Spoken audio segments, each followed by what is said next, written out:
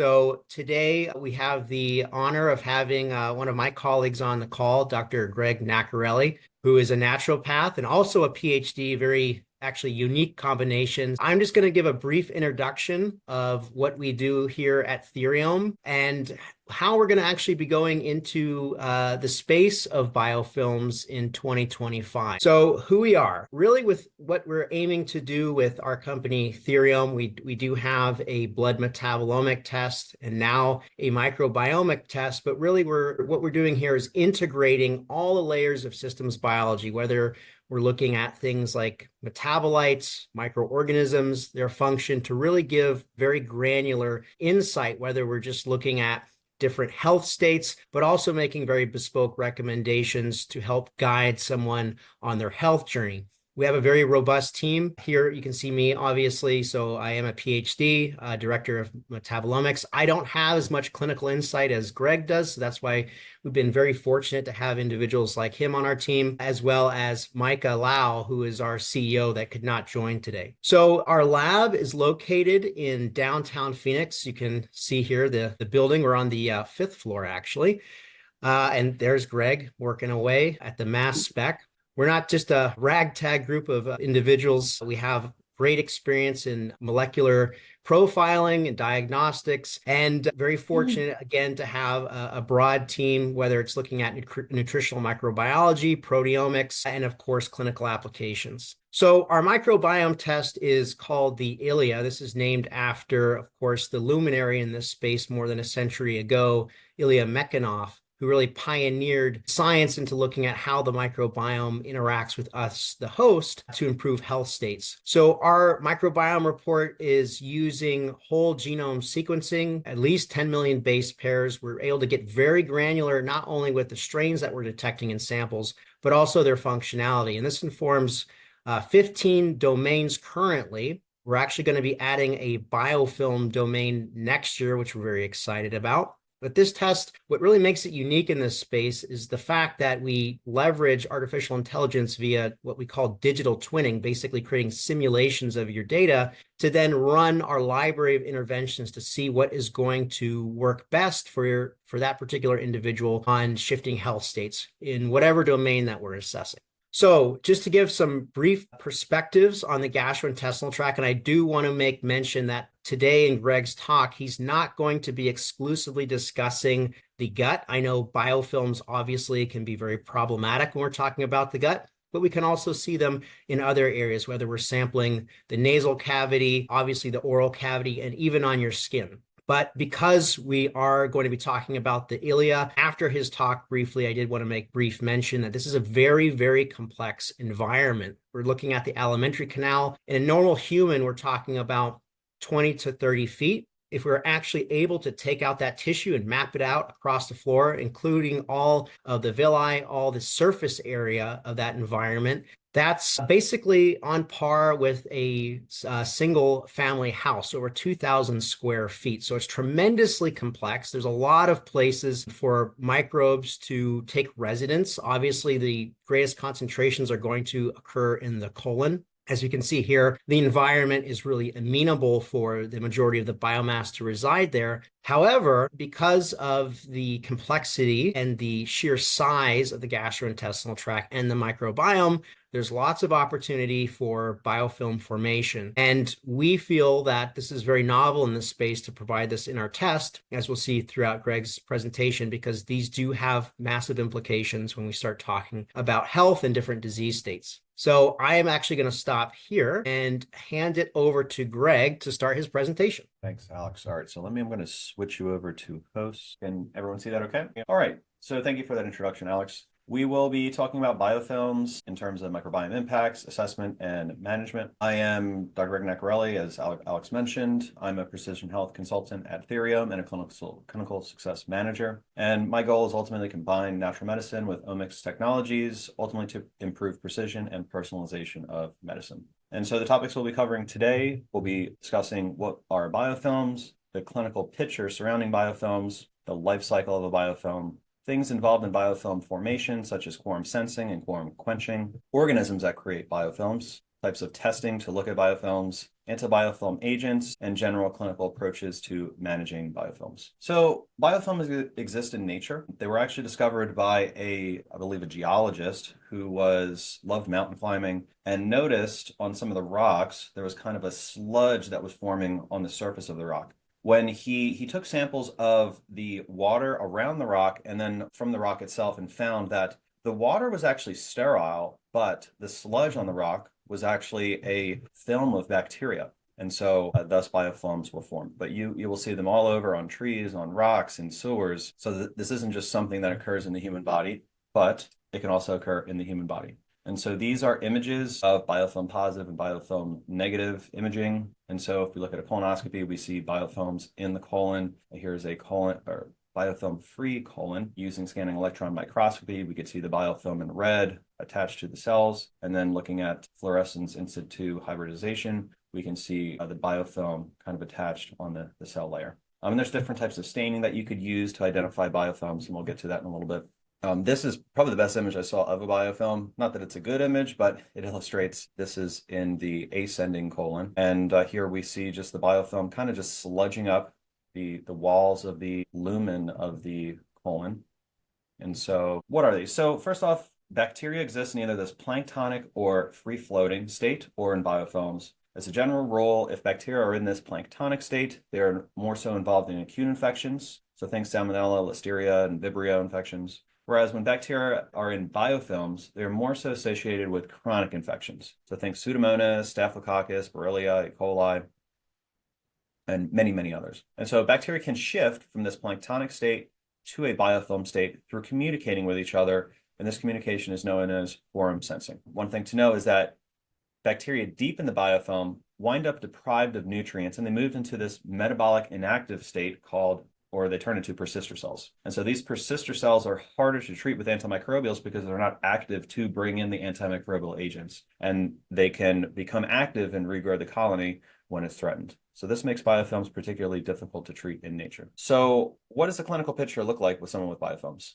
So recurrent infections, they have chronic sinusitis or chronic diverticulitis or chronic respiratory infections, and they take antibiotics and it goes away. But then it comes back a month later and they don't know what it is that keeps making the bacteria come back. Likely what's happening is the antimicrobial agent is killing bacteria in the outer edge of the biofilm, and it's just getting reseeding and growing, and it's just not being eradicated. So that's the typical picture. There are many incidences where this can happen. Lots of studies have looked at surgical procedures where biofilms form and also wounds, but they can occur in many different things. Endocarditis, osteomyelitis, periodontitis, so in teeth, notorious for biofilm, cystic fibrosis, chronic tonsillitis, ulcers, wounds, urinary tract infections. Basically, any type of infection seems to be, it's possible that there could be a biofilm involved. When you look at the life cycle of the biofilm, we first get initiation. So we get aggregation and attachment of the bacteria. They have these sort of appendices, flagella and pili, where they're able to communicate with each other, aggregate with each other,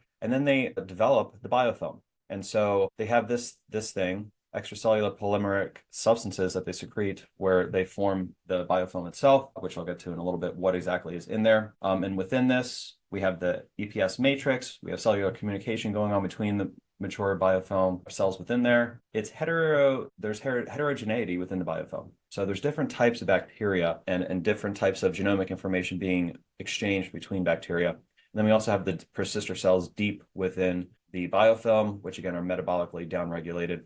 And then eventually you get dispersal. And so the biofilm is released to go recolonize somewhere else. What causes this shift to this planktonic to biofilm condition? And so lots of different things. First off, we could see changes in the bacteria. The bacteria that move from this planktonic to biofilm state, their motility is downregulated, their transport is downregulated, whereas their virulence factors, their quorum sensing is upregulated, their fatty acid metabolism, nitrogen metabolism, carbon metabolism is actually upregulated. And these other factors, so temperature, nutritional stress, sheer physical stress, acid or alkaline stress, that's the one thing about biofilms is it's not one pH is going to send it into a biofilm. It's more so a harsh environment will make it start to protect itself. And so if it's too acidic or too alkaline, it'll go into a biofilm. If there's too much oxidative stress, it'll go into a biofilm. Metallic stress, so one thing we'll find is that metals can be part of the biofilm because it's polyanionic in nature. And so metals will introduce that state. And then mutational stress as well can induce the formation of a biofilm. The biofilms are notorious for antibiotic resistance. As I mentioned, the antibiotics may hit the bacteria on the outer edges of the biofilm, but in the middle, you're getting these resistant phenotypes. So maybe the antibiotic doesn't fully kill a bacteria, so then it gains the ability to become resistant. It will pass off this genetic information to other bacteria, and so other bacteria within the biofilm gain this antibiotic resistance, and so it makes them more particularly difficult to treat. Also, the EPS matrix, there's difficulty of antibiotics to diffuse deep into the EPS matrix, so it's not even reaching some bacteria. The bacterial communication of their DNA can make it make them particularly antibiotic resistant. There are antibiotic degrading enzymes in the matrix, and the information to make those can be transferred between bacteria. And so they're particularly difficult to treat, especially with antibiotics. The EPS, I've mentioned this several times already. So it's the extracellular polymeric substances. And these are high molecular weight polymers secreted from microorganisms to establish the biofilm structure. And so what we'll see within this is there are polysaccharides, there are various hydrophobic or hydrophilic substances, there's glycosaminoglycans, there's sulfated polysaccharides, various charged particles in here. And the EPS will essentially help the bacteria to adhere to surfaces and maintain matrix cohesion. Also, as I mentioned, it's polyanionic in nature, so it will form complexes with metals. One thing you will see, and as has been discovered over the years, is that there are various genes that bacteria that form biofilms have. So they will have a certain characteristic genetic expression. And from that, there are certain proteins that are involved in the biofilm formation, even particular for some certain organisms. And so, for example, BAP is a protein that's involved in Staph aureus biofilm formation. It's actually BAP is short for biofilm associated protein, CSGA. So some biofilms are associated with amyloid formation.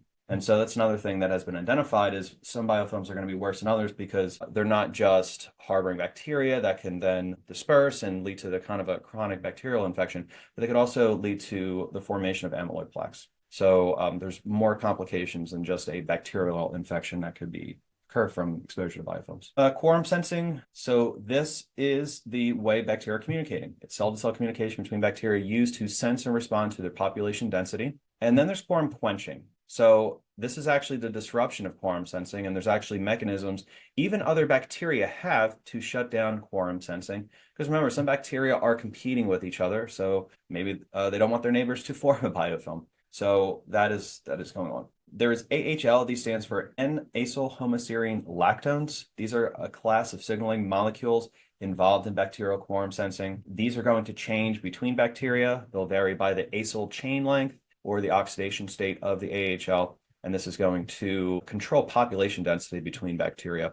And this will be the mediator for quorum sensing, as well as these AIPs. These are auto-inducing peptides. So again, the peptide is going to vary a little bit, but this is also a signaling molecule used by bacteria. And this is how they're essentially communicating with each other to form biofilms. As I mentioned, there are enzymes secreted from other bacteria that can help decrease the quorum sensing. So I mentioned AHL. There is lactonase that can cleave the lactone group from acylhomoserine. There's acylase, which can cleave the acyl group from homoserine lactone. And then there's oxoreductase. And so these will be secreted by various different organisms, or I should say bacteria. Some of them we're exposed to, like E. coli makes quorum quenching enzymes. Bacillus cereus, which is actually not something you want to have. This is associated with serious infection, acute illness, but it will also make quorum quenching enzymes. And so there are other mechanisms bacteria make to prevent biofilm formation in the form from other bacteria. In terms of quantifying biofilms, most of these methods are in vitro. They're not necessarily looking inside the body. So you could look at tissue culture plate methods. There's something called tube method where you're doing violet staining, Congo red agar using red staining, bioluminescent assay, looking for metabolically active cells within the biofilm. Crystal violet assay uses dyes bound to biofilm. You could look at it through microscopy. As I showed previously, you could use a scanning electron microscope, looking at samples associated. There's fish assay. So there's various different scanning methods that we could use in vitro to identify biofilms. There's also whole genome sequencing. And so some organisms are more likely to film biofilms than others. And by looking at the genome of those organisms, we could identify, like I mentioned, there's certain genetic expression signatures in these bacteria. And so in order to express genes, you need to have them. And so we have evolved there to do whole genome sequencing to identify various different strains. And so, and some of them are notorious for biofilms. Pseudomonas aeruginosa, huge one for forming biofilms, Staphylococcus, E. coli. This could also help to elucidate different treatments. So maybe certain species of Pseudomonas are resistant to drugs versus not. So whole genome sequencing is looking at this. Common organisms that will create biofilms: Staph aureus, Pseudomonas, as I mentioned, Enterococcus faecalis, Escherichia coli, Klebsiella, another big one, Proteus mirabilis, chronic for UTI, Streptococcus viridans, think mouth infections, Candida and Aspergillus. So this isn't just limited to bacteria. Fungi can do this as well. So something to keep in mind there. So, all right, what do we do about it? So there's various different approaches that we could do to this. First, there's natural products. Well, I shouldn't say first. Well, I like to say first. Various different herbs and compounds have been isolated that can have anti-biofilm actions. This image here is showing andrographis, which I love, andrographolide, which is a terpene. It will inhibit these. So when looking at anti-biofilm things, you could look at the mechanism, how it's doing it. Some of them target specific proteins or signaling molecules used to communicate between the bacteria to form biofilms. So that's why it says here inhibits SAR-A from Staph aureus and inhibits FIRM-A from E. coli. That was some of those biofilm associated proteins I mentioned. So some compounds will directly inhibit this communication between bacteria. Also, other extracts from the herb are having other mechanisms of effect on our immune communication in ourselves, such as affecting IL-8 and CCL. Emodin from various different herbs, and I'm going to show a study later looking at aloemodin, has been shown to help reduce Pseudomonas aeruginosa, E. coli, Staph aureus, probably others. Antibiotics in general. And so we talk about antibiotics. One general trend you'll see with biofilm research is just using a single antibiotic is not as sufficient as if you were to do a combo therapy of an antibiotic with something else conjugated to it, sometimes a natural compound, sometimes a phage. You'll just get better outcomes when you're using a multi-pronged approach than just looking at antibiotics. Phages, we'll talk about this in a little bit. These are viruses that will go into the bacteria and infect them and lyse them and destroy them. And so it's another way to get rid of biofilms. Form sensing inhibitors, so stop the communication and you stop the bacteria from forming a biofilm. And then you have antibody treatment as well, which can have various mechanisms to treat the biofilms, such as binding to bacterial proteins. So I mentioned emodin. This study was looking at different types of compounds from aloe, just straight emodin, but then aloemodin. We have different concentrations of the drug. This is looking at the inhibition of the bacteria from growing in this plate here. And at a lower drug concentration dose, we see aloemodin having more inhibition. And then this one is actually looking at how much of the dose of aloemodin are we using to inhibit the biofilm. And so we see pretty good inhibition of the biofilm as we increase the dose. Emodin, not just from aloe, it's from many different herbs. It's in Japanese knotweed, which I know people use for its resveratrol containing components. It's in aloe as well. And then some of these other herbs, rheum, palmatum, senna obstufolia. Many different benefits of emodin as well. It's anti-cancer as well. There's been various studies with that. I know at least in vitro. Antioxidant, anti-inflammatory. So lots of different considerations for emodin in addition to being an anti-biofilm agent. Acetate. This one is interesting because acetate can serve as a metabolic signal to regulate biofilm formation. And so you have bacteria, they might be starting a biofilm. If they are exposed to acetate, they will form a biofilm, but it's because the bacteria view it as a threat. So the thing is, if you have bacteria that are forming acetate, you may have more biofilms, but the administration of acetate, and that's what we're seeing on the right-hand side here. I know this is really small, but this study was looking at NAC, which I'll talk about in a little bit, acetic acid and formic acid. We see a large inhibition of bacteria formation, or at least live versus dead cells, in exposure to acetic acid. So something like apple cider vinegar will probably have anti-biofilm effects because it's targeting these bacteria. So one thing we'll see with these biofilm approaches, it's the same principle with antibiotics. If you just take a little antibiotics, you may just increase the resistance to future treatments and you'll worsen your bacterial infections over time. So you kind of have to hit it hard and long in order to ultimately treat the infection. Otherwise, you're going to create a more powerful biofilm or more resistant bacteria. So there's lots of different ways to treat biofilms. I talked about them a little bit. So we have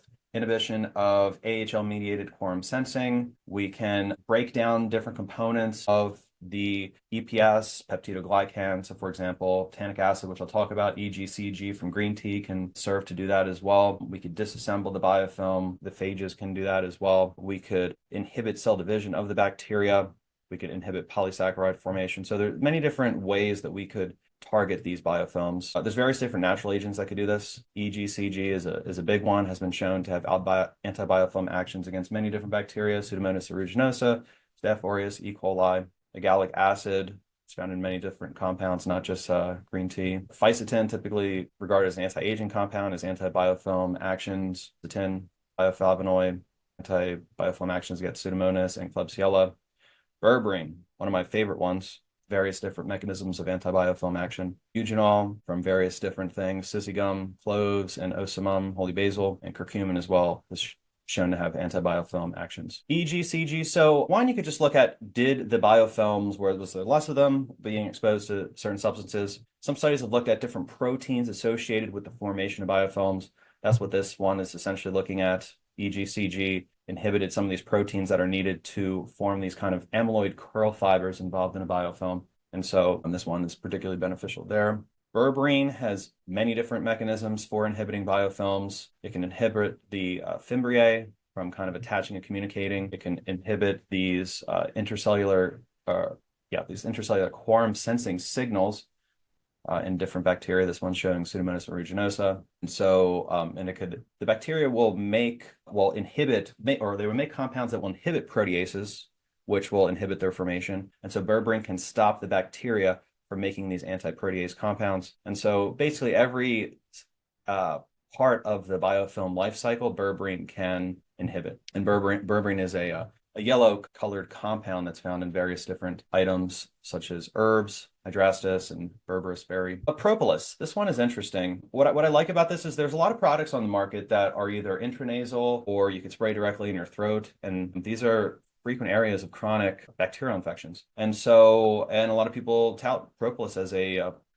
something to take around the winter to help prevent infections. It is working on working against biofilm. So there's especially various compounds isolated from propolis. They all have anti-biofilm properties. And I felt like this image was pretty interesting because you look at the control and then you look at the concentration of propolis, it just completely decimated the colony. So, and if anyone has any questions about specific products, this isn't a CME webinar, so I can also there is a couple products I like that have propolis in there, but has anti-biofilm properties nonetheless. So as I mentioned, there's proteins on the outer surface, and within the biofilm itself, bacteria will secrete compounds to try to block the proteases from working on them. And so proteases can then themselves help to break down biofilms. And so one way they're doing that is by cleaving the signaling peptides that help bacterial communication. And so there's various different examples of this. And you could look at either any one of these proteases, and there's at least some type of study that's looked at their administration against biofilms,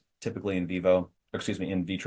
But serrapeptase, nattokinase, lumbarokinase, physin. I haven't seen any products with this, but there's actually a decent amount of studies with this, with anti-biofilm actions. Bromelain from pineapples, papain, pepsin, trypsin. This was a really cool study. This is actually one of my favorite studies looking at biofilms. So they took two organisms, Pseudomonas and Enterococcus faecalis. They were exposing them to different types of proteases. And so both pepsin and trypsin, as we increase the concentration, we decrease biofilm formation. They also combined it with this terpenoid isolated from cloves and thyme, and what they found was when you combine the protease with the terpenoid that also itself has antimicrobial actions, you're just getting a more potentiated decrease in this bacterial formation. And so this lends itself to that combination approach. And as you can see here, this is Pseudomonas up top. And so really the biggest biofilm buster, if you will, is this combination of multiple proteases and also something else is targeting bacteria through another mechanism like carvacrol. And you see that with Pseudomonas aeruginosa up here, and then the same thing with Enterococcus faecalis. Yes, the proteases work to some extent to break up the biofilms, but you're really killing the bacteria when you introduce other agents as well. Thiols and biofilms. Thiols are sulfur-containing compounds that contain a sulfhydryl group. And so this is a sulfur double bonded. And thiols will interfere with biofilm ion transport. And one thing that has been shown is that so bismuth itself is an antibacterial compound. When you introduce bismuth with a thiol group, you're going to drastically increase the uptake of the bismuth. So there's been some studies that have looked at that in targeting biofilms. Thiol groups are naturally found in various foods: onions, garlic, cabbage, asparagus, artichokes. These are your cruciferous vegetables, also found in tea and coffee. Specific thiol-containing compounds: cysteine, glutathione, metallothioneine, allicin, found from garlic. There's lots of studies of looking at garlic having anti-biofilm actions as well. Alpha-lipoic acid, DMSA, dimercaptosuccinic acid, coenzyme A, and albumin. These all contain thiol groups. NAC is probably one of the most studied thiol group containing anti-biofilm agents. There are various different studies looking at NAC and then NAC in conjunction with other compounds, and just from various different angles, doing mechanical disruption of the biofilm formation, degrading the EPS, disrupting farm signaling. Actually, even working in conjunction with bacteriophages, it has various different actions of disrupting biofilms. Great for clearing mucus too. That sulfur bridge will help to break apart the mucus, or mucin, I should say. And mucin is part of this biofilm. So really good agent to have. Like I said, well studied. There's tons of studies looking at various different bacteria, even what concentration of NAC was used. You name it, all your major bacteria and yeast. NAC has been shown to disrupt biofilms in them. Bacteriophages, so these are viruses that infect and replicate within the bacteria and archaea. Examples of bacteriophage families that are used in human clinical trials. You'll see these in some supplements: Myoviridae, Cyfoviridae, and Stroboviridae.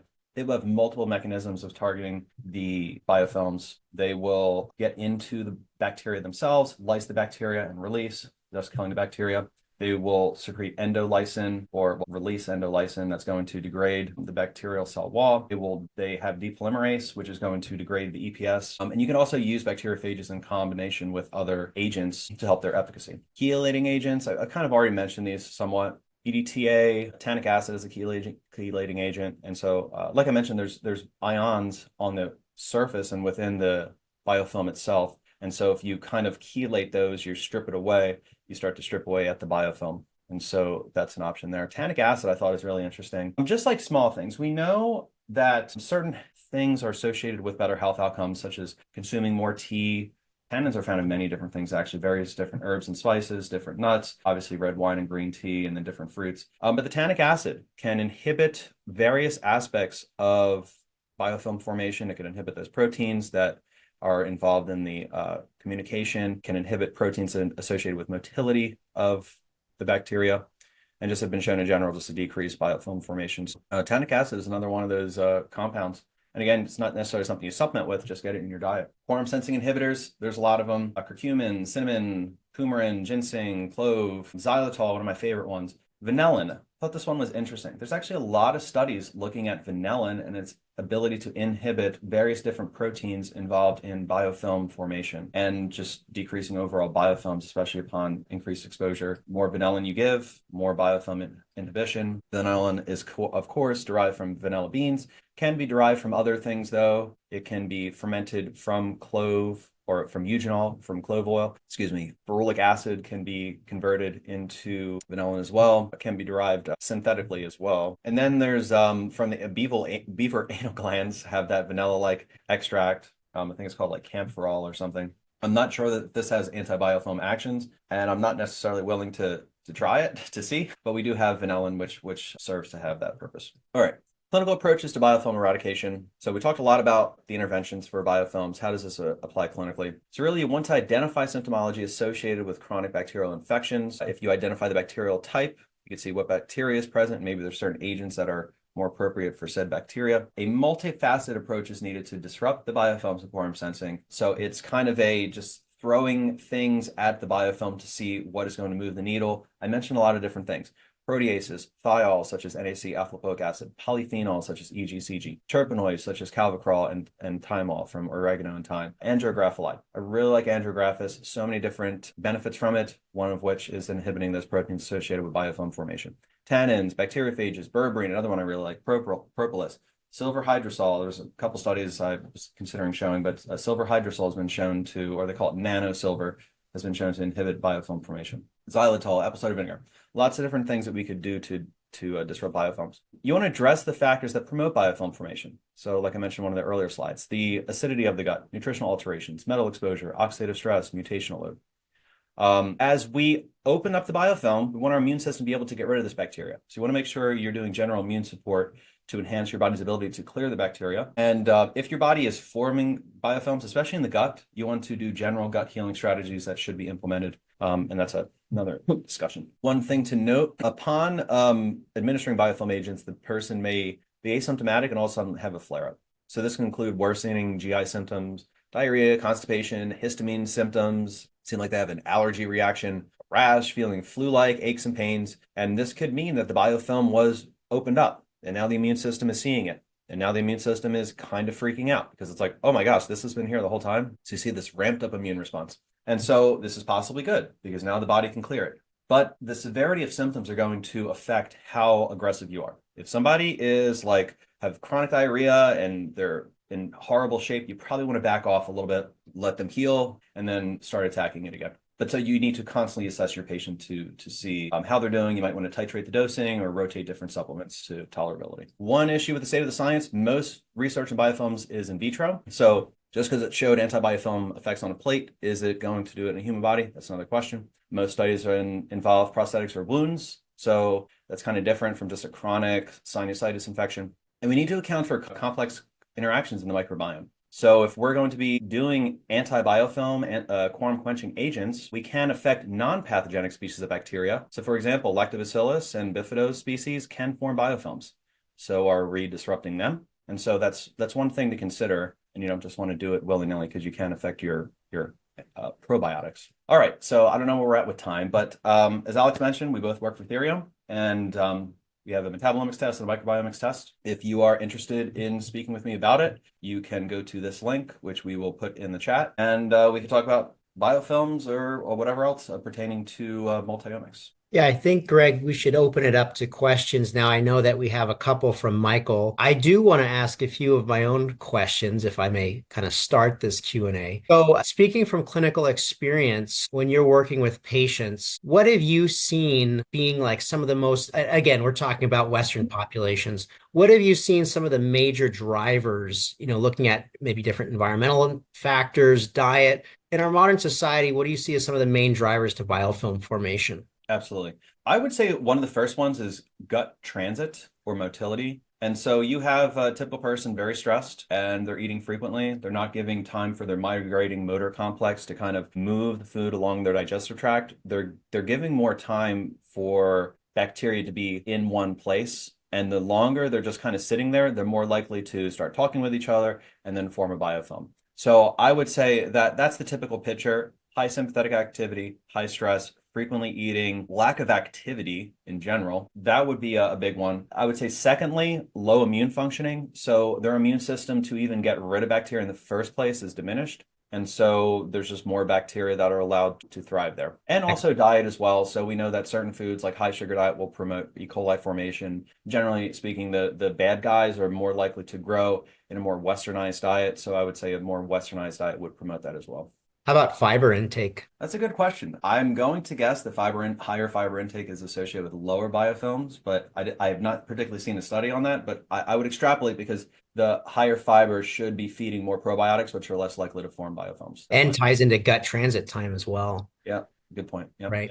So let's bring up some questions that we see in the chat. We have a couple from Michael here. So this first one, I'm just going to read it out loud so everyone can know what we're asking here. This has me wondering how much a truer picture stool test would provide if the biofilms were penetrated. All the labs I've come across advise against biofilm breaking protocols prior to days of collection. Not sure the reasons why, other than avoiding Zymer reactions, basically. Just speaking briefly before you interject, Greg, I mean, I can see an issue with breaking down biofilm spurring some immune reactions, particularly related to endotoxin release. But yeah, feel free to dive in on that one. Yeah, this almost makes me think of circulating tumor DNA. The concept behind that is if somebody has a tumor, you may not detect the cells of the tumor in someone's blood, but the tumor will slowly secrete small amounts of DNA into the blood, and we could test that to see that there is tumor DNA present. It makes me wonder if we are looking at a genome sequencing, if some DNA from the biofilm is going to be testable in a sample. So now, and then secondly, it also makes me think of the controversy between provocation versus non-provocation, and if you're testing for environmental pollutants. So the idea behind that is don't just test somebody for heavy metals or pollutants, give them something like glutathione or NAC, or have them do aggressive sweating in order to ramp up detox pathways to promote elimination. Therefore, you get a better, more accurate body burden of the pollutant rather than just not testing it. I'll say the companies that do that type of testing tell you not to do that method because they're saying it could possibly skew results. So yeah, it does make me wonder, but I'm going to guess, the biofilms, unless it's very stagnant, they are releasing the bacteria. And so I would still think you would be able to capture that bacteria, even if they're wrapped in a biofilm and you haven't ruptured it. Great. A follow-up question from Michael again. Are there certain things that can move the whole biofilm mass along in the GI tract without actually breaking through the layers? Similar moving along parasites intact out of the stool, or using approaches to slough off mucoid plaque out of the stool. And Alex, correct me if I'm wrong, but to get the parasite out of your stool, it's probably because you did something to kill it and now it's dead and now your body just evacuates it. So Correct. Yep. Based on that principle, I would, because it is adhering to, so if you look at studies with biofilms, it's not just in like human tissues. You'll find it on plastics, on metals, on rocks. Like they will adhere to various different things. And I'm going to guess that the type of organism matters. Maybe an E. coli biofilm is going to be different from a Pseudomonas biofilm. I'm not aware of that information. Maybe that information is not known, but so it might depend on the organism that is forming the biofilm. But yeah, I'm going to imagine that it's not the whole biofilm itself. I don't know, maybe. I'm willing to bet there's been some patients that have been like, I saw biofilms in my stool. So maybe, but I find it unlikely.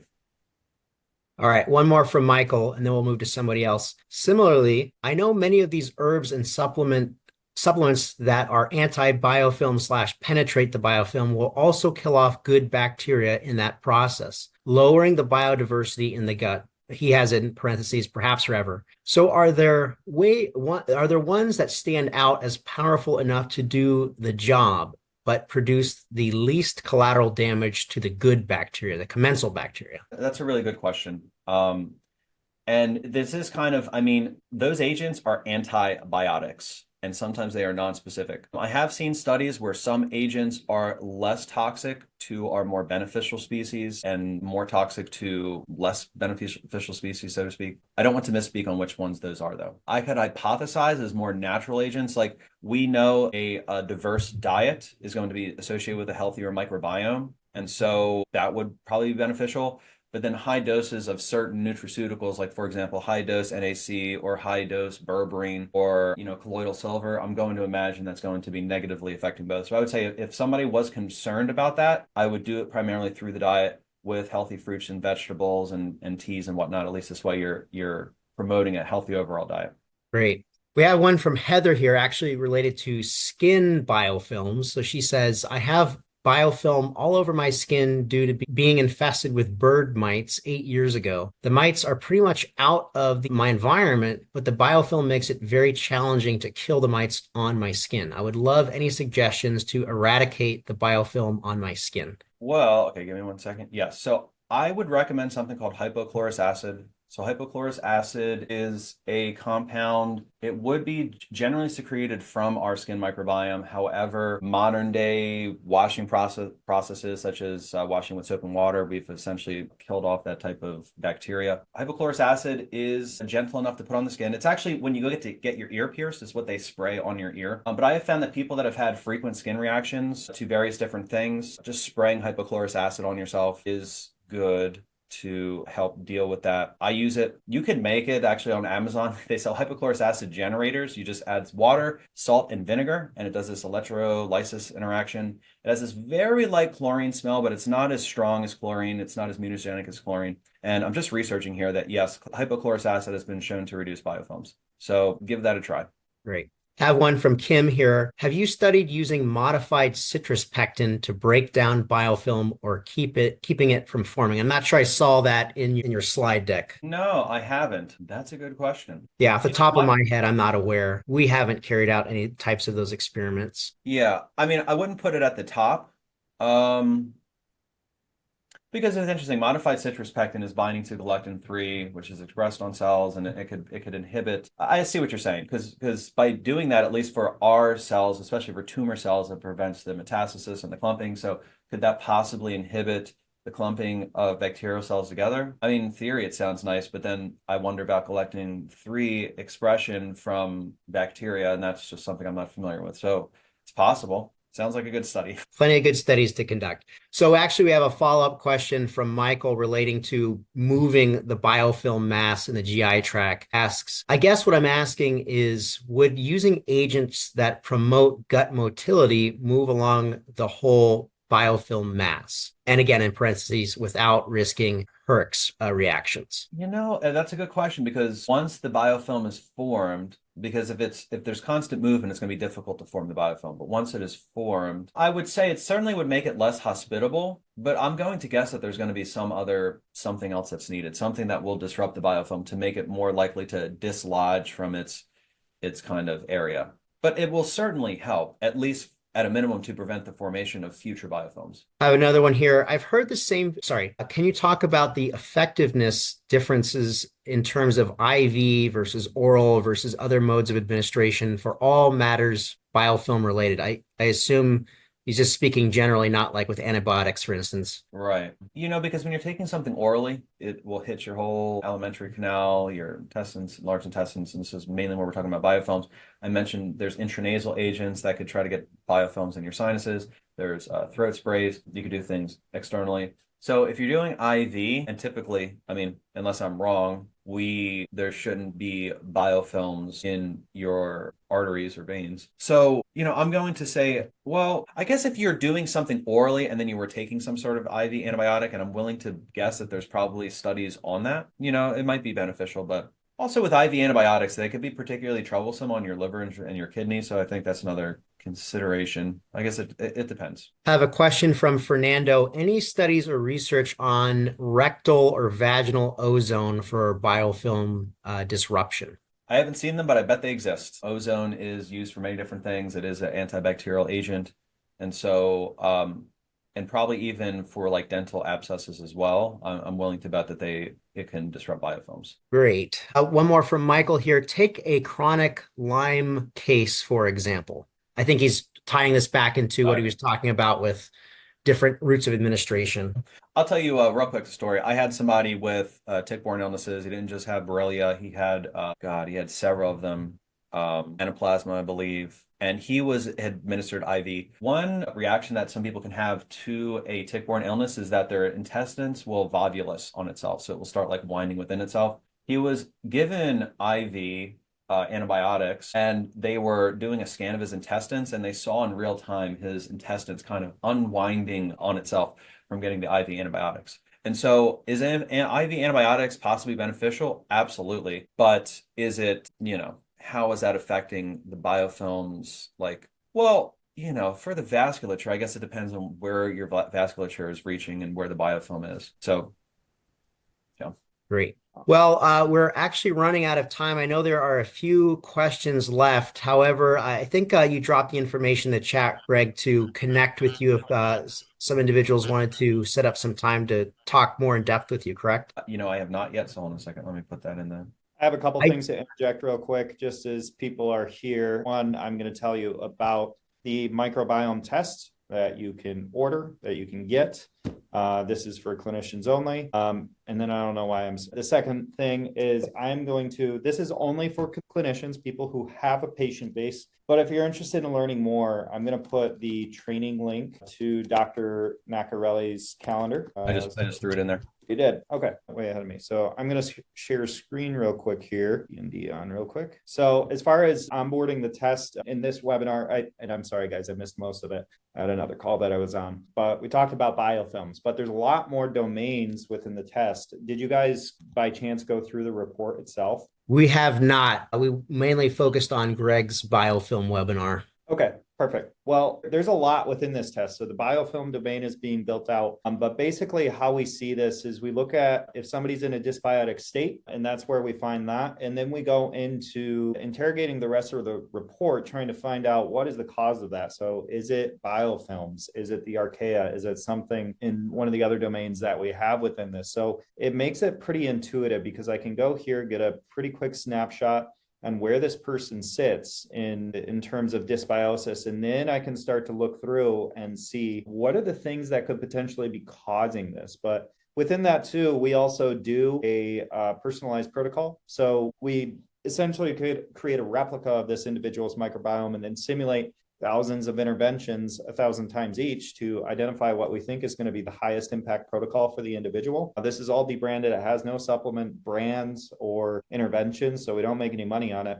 But we just give this back over to the clinician so that they are hopefully more informed. And this is intended to shortcut some of the trial and error. You know, when you have somebody, you don't always know what's exactly going to work. So let's simulate some of that, get rid of the things that are likely not to work and just focus on the things that are more likely to work. But there's some other domains within here that are often left out. We have resilience as an example. Resilience is kind of this new up and coming terminology that's being used, but that speaks to how difficult is it to shift this person from their certain state, here it is, to another state. So if they're in a disease-associated state, how challenging is it going to be to get them into a health-associated state? And on the flip side of that, if somebody is in a health state, we actually want a really high resilience. So we want to keep them there. And if they have low resilience, we want to increase that. And that's essentially looking at how many anchoring points that they have. So for example, if they are good in diversity, stability, redundancy, resistance and control and pathogens, microbial interaction networks, and metabolite production, if they were good in all of those things, they would have very high resilience. So each of these has a component within that. But as far as onboarding this test, there's a few components. You're in the train bucket already, and I know a lot of you guys have been in these webinars, but this is intended just to kind of pique your curiosity and say, I think this would be worth trying out in my clinic. We do a 60-day money-back guarantee. So if you try it out, you have quite ample time to try it out and see if it's something that's going to work for you. And if it doesn't, just let us know. We'll issue a full refund. But now we're trying to get you to make a purchase, and then we're going to do hands-on training, which you'll get to do in the microbiome test with Alex and Greg directly.